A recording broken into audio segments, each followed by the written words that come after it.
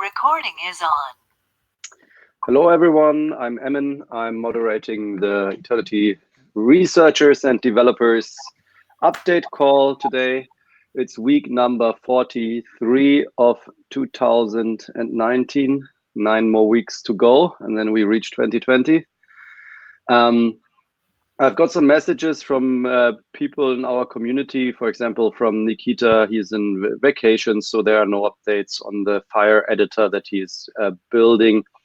Pivo is working on the governance app and has updated it to make it Lima compatible. So that's all good to go. Carol, a member of the core team, is traveling. He has released subdomains prototype research paper, querying Oracle by name hash report, the AENS update call support for Sophia, and final write-up about his work in July and September. You can find all of this on forum.eternity.com. And I also got a ping in our chat room from Peter. He's still trying to get his implementation in the general bytes ATMs merged. So this is it from that side. And now let's jump into that call. And I'd like to start with the core protocol update. So Sergey, please let us know what was going on this week. So hello, everyone. So this week was mostly spent preparing for the next hard fork, which is coming, if everything goes well, next week on the 30th of October. So last week we released like several release candidates, which already had the hard fork dates baked into them. So we successfully hard forked. I think it happened I think last week on the testnet. So everything worked as planned. All the funds were migrated, all the tests were fired, and we haven't found any issues while actually hard forking. But we managed to find several bugs which have triggered the next another releases. So maybe a few words on this.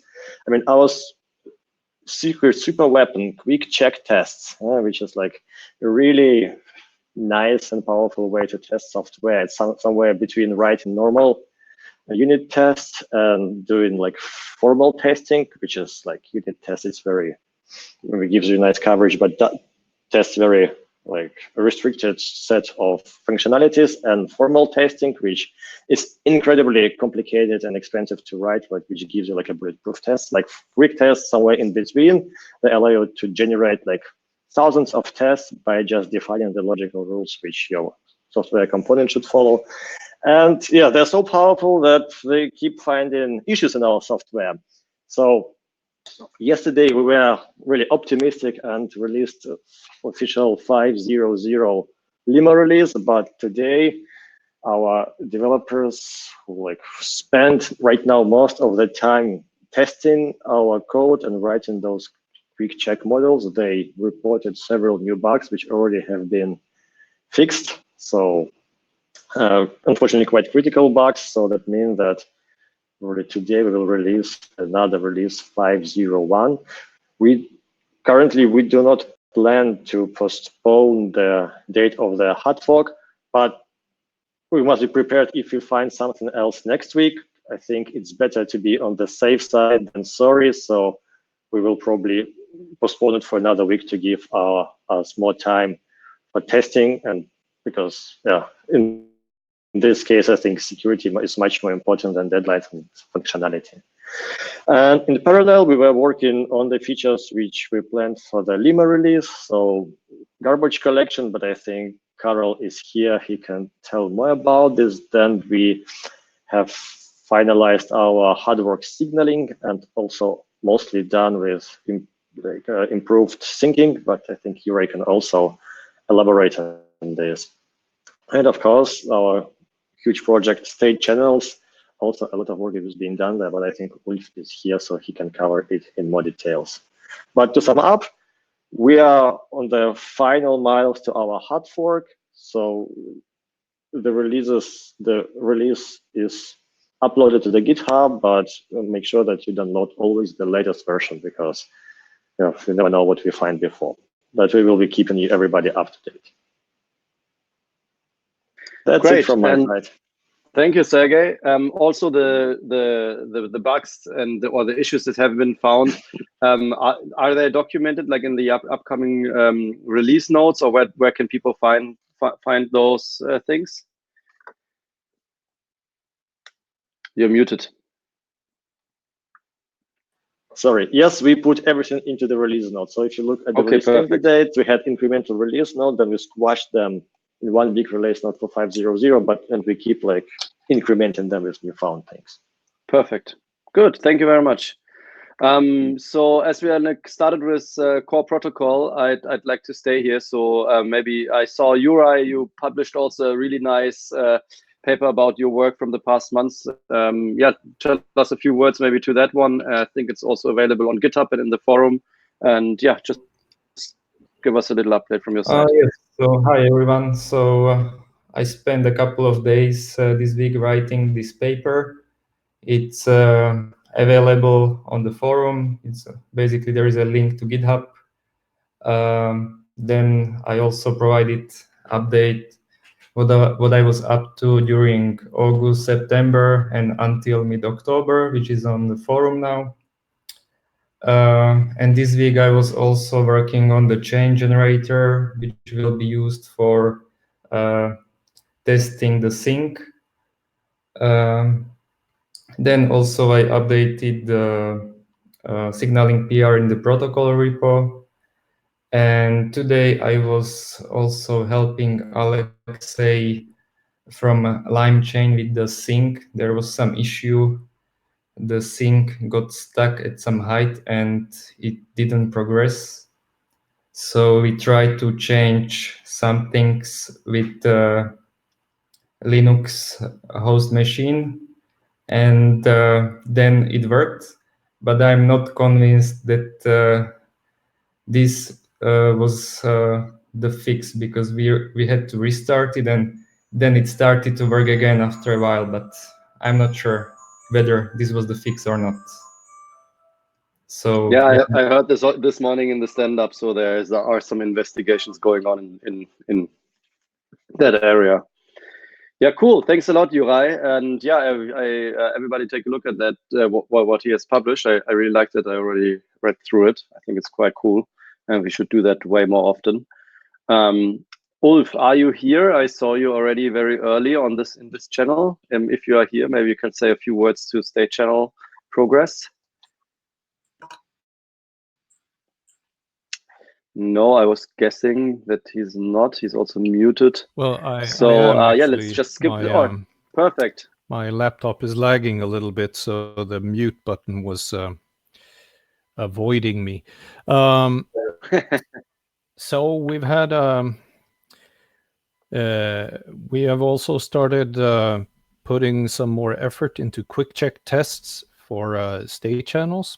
Now, quick check happens to be a little bit special in that it can actually be used for state machine testing, but it still remains an extremely difficult area for that kind of random testing. So this is a difficult work, and it's going to take a while before we can show some more tangible results from it. Not to say that it's not already useful, because even describing the state channel state machines at the level where it helps us formulate quick check models helps us find bugs or identify things in the state machines that can be improved.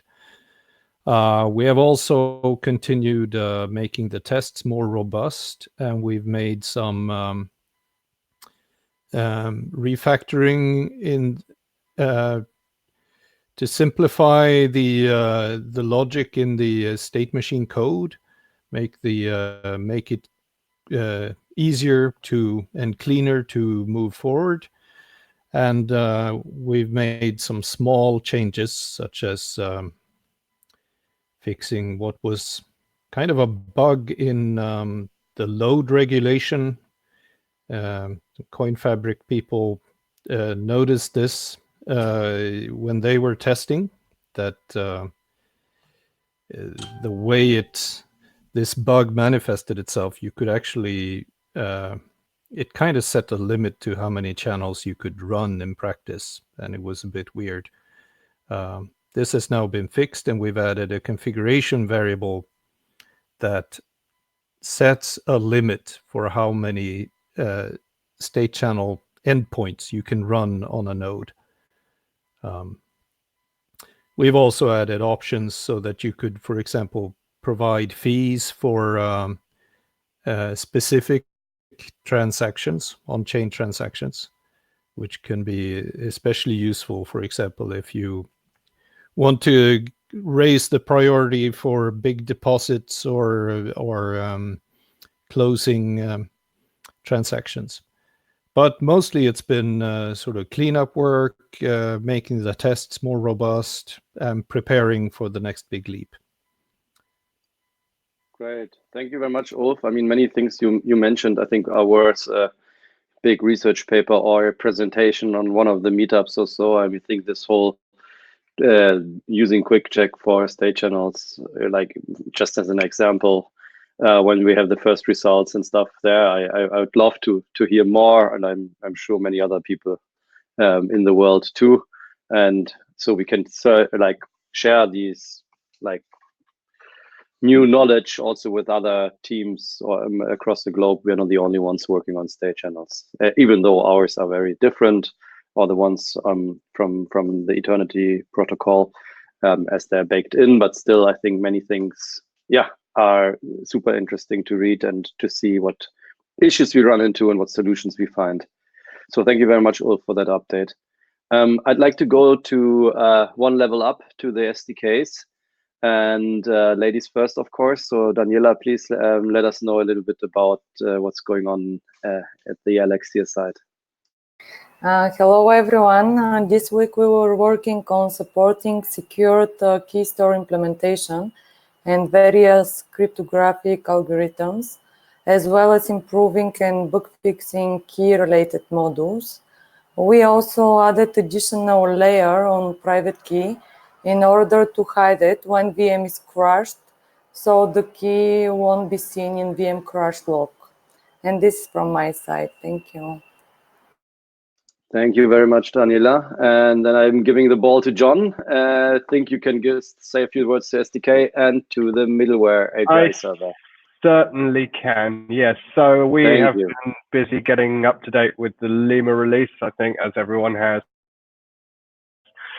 In addition to that, the JavaScript SDK has been updating the command line interface. The Python SDK is adding high-level contract interactions so that contract objects can be used as Python objects, and that's auto-generated from the contract. The Go SDK is getting a higher-level interface to make it more convenient to work with the chain and to not have to think about waiting for a block to be mined, for example, between a name pre-claim and a name claim, or between a contract upload and calling, to make all of that as transparent as possible to the user.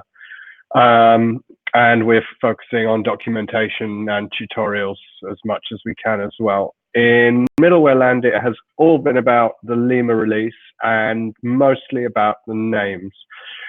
So it turns out that there's a lot of requirements that people have of names which the node does not provide. For example, the forward and the backward lookup that we knew about, but also stuff which I would simply never have thought about. Like, if you look for all of the transactions for an account, you also want to know about the transactions for that account when they were sent to a name. So we need to now start to store some meta information about what names were in existence at the time of a spend transaction or a contract call or an Oracle query, as to what the state of the naming system was at that time. So that's consumed most of my time this week and will be complete at the start of next. Additionally, I've been spending a lot of time just making sure that we verify the data we have in the database every night and catch up on problems more quickly. because with more people using the middleware, obviously it's critical that the data in it is accurate. Absolutely. Thank you very much for that update. And I go to our guest, Airgap, and Andy. I see also your camera is running, so please let us know what's going on your front. Okay, so yes, this week we've been mostly working on the vault side of things. We have continued working on the security fixes that were discovered in the security review. We have also updated to the latest version of Ionic, the framework we're using, which also uses Angular 8 and should include some performance improvements. We also had a lot of internal changes and bug fixes in preparation of the upcoming release. So that hopefully will happen soon. We have also been continuing to work on our library that we have and trying to make it more secure by kind of reviewing the dependencies. And other things we did is we joined the AEX call and had some discussions there about the metadata AEX that Stoyan will talk about. And also we talked about how we can improve the AEX system as a whole. And we had a call about the post-Lima token migration, which was great because now with some other developers from this call, that was basically because of the call we had last week. This call came together and we could clear up some of the uncertainties, and now we're ready to go there. Great. Thank you very much, Andy. That's a very good update too. And yeah, you mentioned Stoyan and the AEXs, so I guess Stoyan is the next one in line with the base wallet. So Stoyan, please let us know what's going on. Sure. So we've made a handful of releases in the past 7 days. Those are versions 12, 13, and 14 of the base app. The primary objective was to make sure we're up to date with the JavaScript SDK, which is up to date with the latest Lima release. And we have officially done that. Where as of version 13, we support SDK version 6.0.0, and as of version 14, we updated the version of the compiler because people were getting an error that it's the wrong version of the compiler. So that's that. Can't wait for the upcoming 6.01 release of the SDK to incorporate that as well. And we have mainly been working on the naming system functionality, which includes a few list views like by length of the name, by auction ending soonest.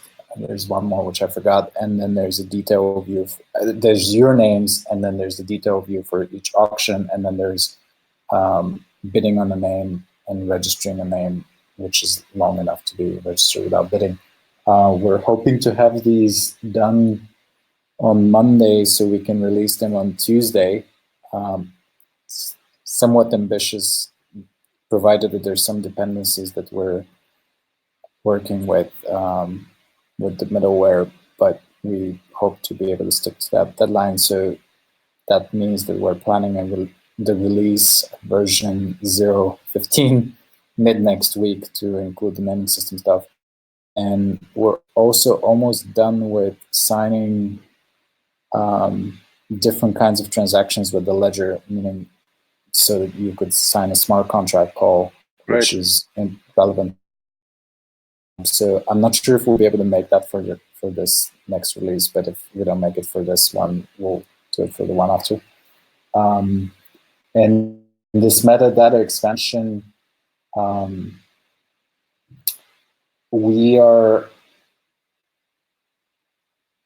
almost ready to submit it as like in its final form. We had some small discussion about to how we want to support or pave the way for other networks, meaning for other protocols.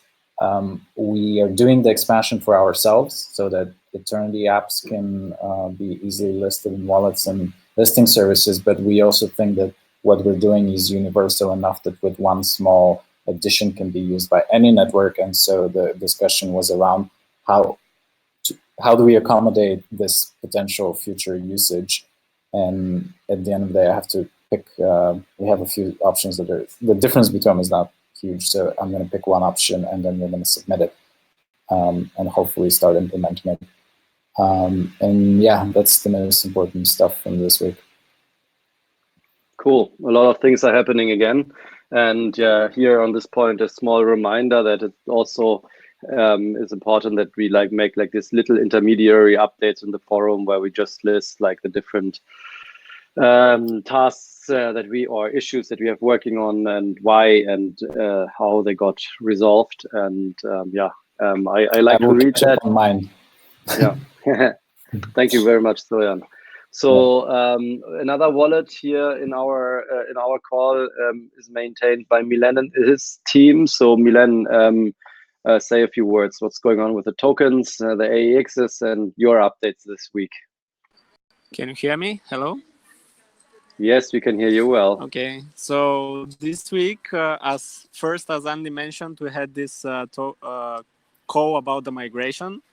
We gathered all the wallet maintainers together with the token migration team and basically discussed how the token migration will be proceeded and what is expected from tokens to support, from wallets to support, in order to introduce users to like easily migrating their tokens and having option to allow them not to worry too much and just migrate with few clicks.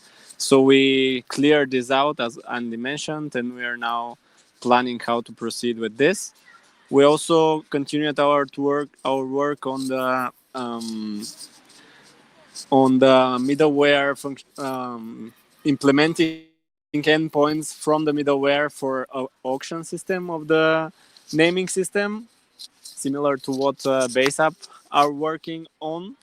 And since our latest release, we support SDK version 6.0.0, which is now supporting the new lemma on the testnet.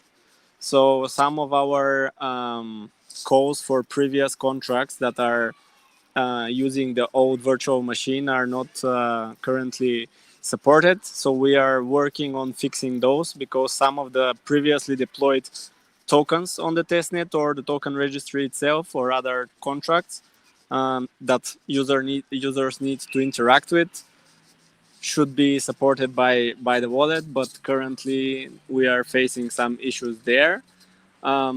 As in the forum post Andrea mentioned, there is an option to support this via adding an additional optional parameter, which is basically specifying which virtual machine the contract is using. And we are now making some sort of a switch mechanism, which is checking when the contract was deployed and what virtual machine is using in order to know how to handle the call request from the wallet itself.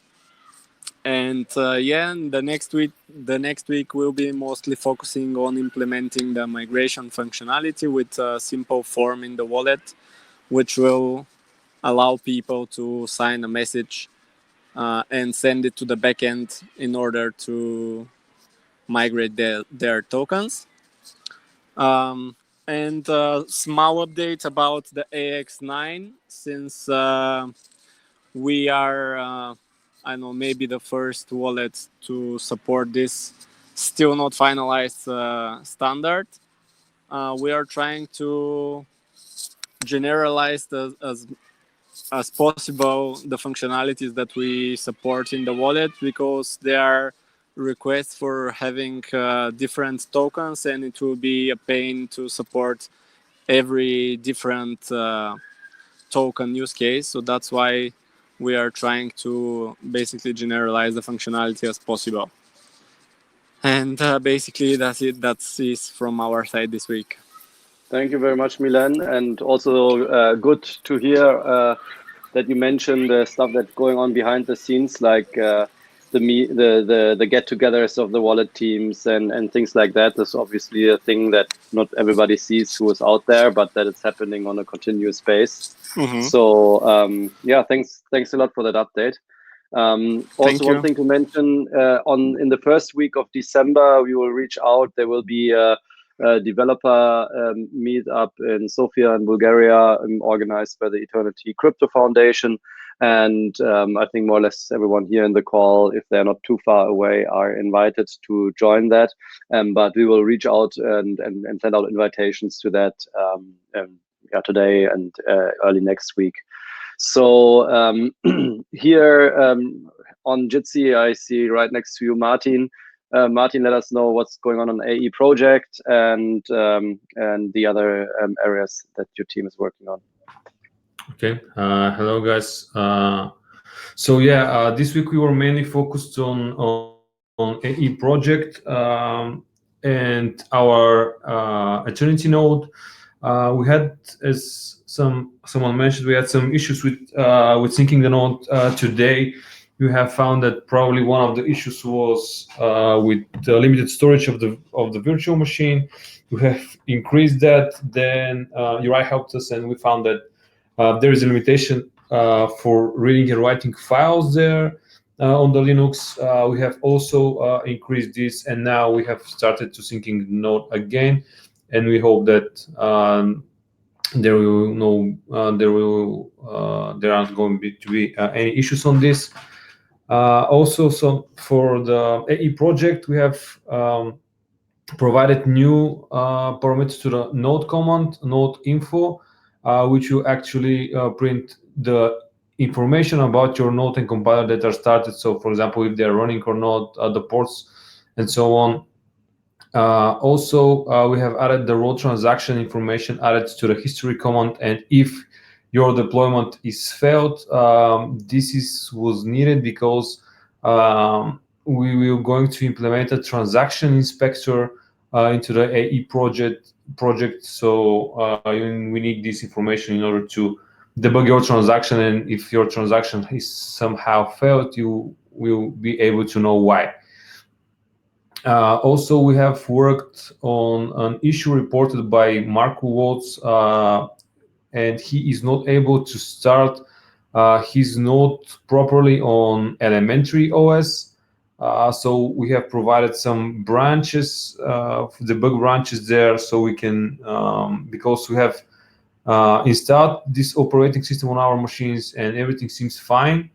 But he still hasn't the luck to work on his machine. So yeah, we work together on working this, and we believe that we probably made a fix today on this. Also, on the node and the compiler for a project now, the users will be able to start them separately. Only the compiler, only the node, whatever they want. Also, we have worked on one issue reported by Milen and Pivo, which is to be able to stop the nodes and compiler from different folder that you have started them. So, for example, you have started the node and the compiler from folder 1, and you want to stop them from folder 2. This will be available probably in the next release. Also, we have worked on another issue, again reported by Pivo, that the node cannot be started if the port is already allocated. We have found that this is somehow issue in our side, that we have one proxy that was hanging there, and this is also fixed. All of these things will be available in the next release, which will be probably available next week. So this is from our side for now. Great, fantastic, Martin. Especially, I see you also very, very active in the forum. So whenever somebody has a question, you jump on this, and I see that those things also end up in the backlog of AE projects, which is really nice. So please keep that up. And also to everyone else, of course, listen to the forum, listen to the users, and I think this is the best feedback that we can get from real users of the different tools and software that's getting built. So Hernan, you're working on one of the most difficult little applications, our payment channel app. So what's going on that side? Glad to be here on this new meeting. Yes, we have published a new build on the forum, which solves pending a very important pending issue, which was that you could get some notifications lost. We solved that at the payment hub side, and also on the application side, we are integrating the fixes. Some features that are going along with the fixes that the core team guys were doing in the node. For example, you can now open a channel and you can deposit funds without the need to open another channel to deposit more funds. And that's with another improvements. For example, I think that now if you want to open a channel, the base app will ask you to sign, and now you can cancel that signing request without problems. We are working with the SDK and core team guys, asking, for example, how to cancel the another type of updates, for example, deposits. This is the first release in which we include a handbook for the users that want to review the community and people that interested on the application and how state channel works. So in the forum, you can find now a handbook with a guide on how to set up, how to use the application, what problems are to be expected. And along with that, also there's documentation on even when we have an own payment hub to use, you can see a guide on how to set up your own payment hub. It is a guide created by Dave, which is not here now, which shows you how to set up a payment hub, how the code works, what to expect, and so on. The next week, we will also, in parallel, give in the forum a detailed report on all the development experience we had the last 3 months. What we think now, what are the concerns? We think what things we should work, what things we think we can improve on the platform, and so on. So that's we are going well, and as always, we expect to continue working with the developers to discover new use cases, bugs, improvements, and so on. Thank you very much. For sure. Thank you very much, Hanan. And yeah, I personally will also spend some time to read through all the stuff that you are writing, and already tried the application and could get it working and things like that. So this is really, really great to see. And I know how much pain. I see all the different groups. I saw the presentation. You have joined us at a Universe in Prague. And it's I mean, we are pioneering here. And of course, we're running in lots of challenges. And yeah, it's great how you address them and how you work on them. And it's a very valuable contribution to the whole community. Thank you for that. The same is also for Omar. He is his first time here. Maybe he wants to speak. I think you are currently in Uruguay, is this right? And help teaching some developers, but you're also active in different places. You have ported the governance app for a digital party in Uruguay, as far as I know. But just tell it yourself and say hi to the round. Hey, it was a surprise. I was just hearing. So yes, we were working on the governance app. Now it's working. That's good. We have it for the guys of the digital party. It's exciting because this Sunday are going to be the elections. So if they succeed with their objectives, with their goals, it's going to be very interesting and how this story was part of that. So yes, well, that's what we are now. We work very fine with very near with Pivo on all this process. I asked a lot of things to everybody on the forums, so I was bothering a lot of people.